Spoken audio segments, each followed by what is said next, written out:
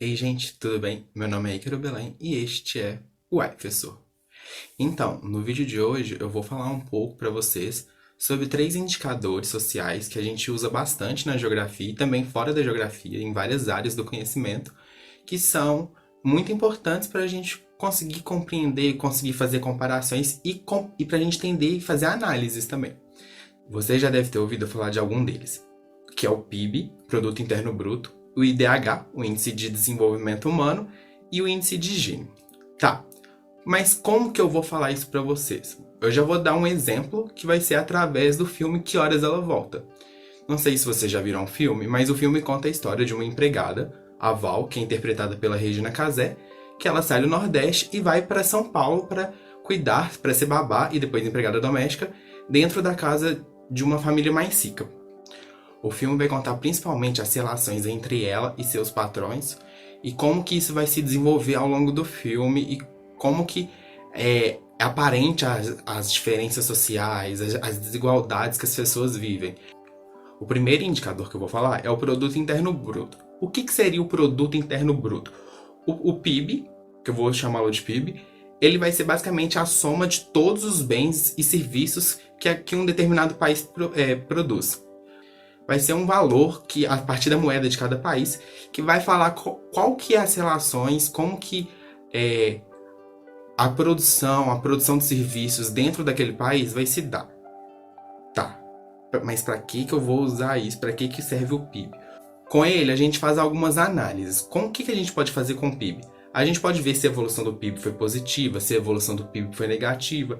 Isso vai dizer se o país está produzindo mais, ou pode ser Estado também, ou se o Estado ou o país está produzindo mais, como que essas relações vão se dar dentro de um Estado.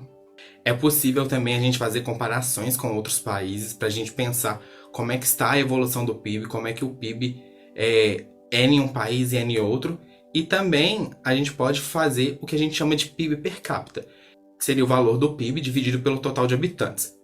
Isso seria se todo mundo recebesse o mesmo valor. Mas a gente sabe que isso não acontece. Agora vamos pensar um pouco no filme. A gente tem a personagem da Val e tem seus patrões. Nenhum dos dois vão receber os mesmos valores. Os patrões vão receber um valor, a Val vai receber outro. Tá.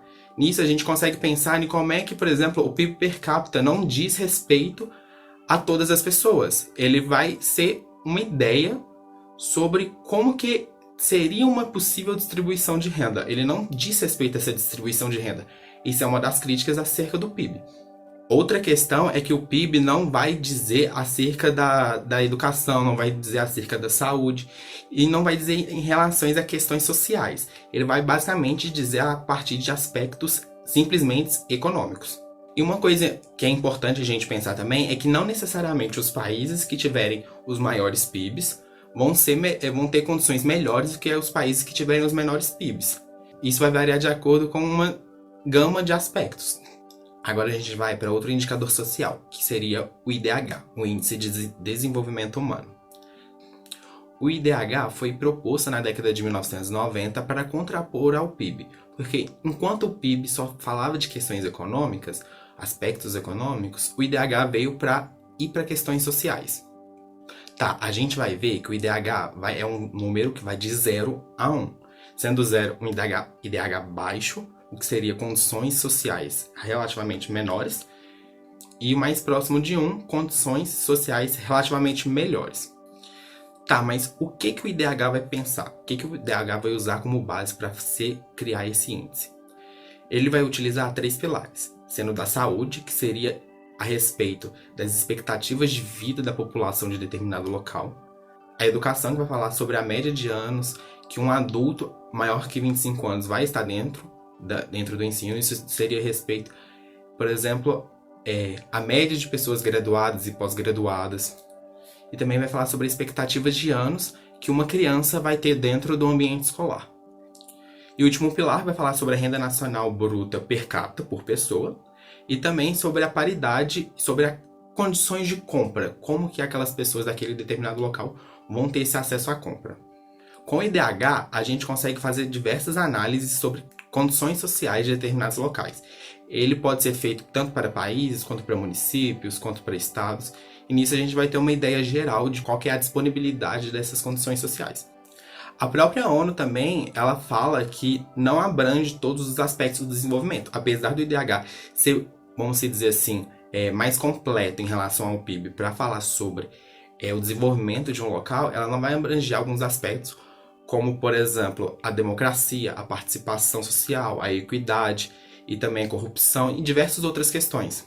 E é muito importante a gente pensar que ela não vai representar a felicidade nem o melhor lugar do mundo para se viver. O IDH vai refletir a oferta e não o acesso.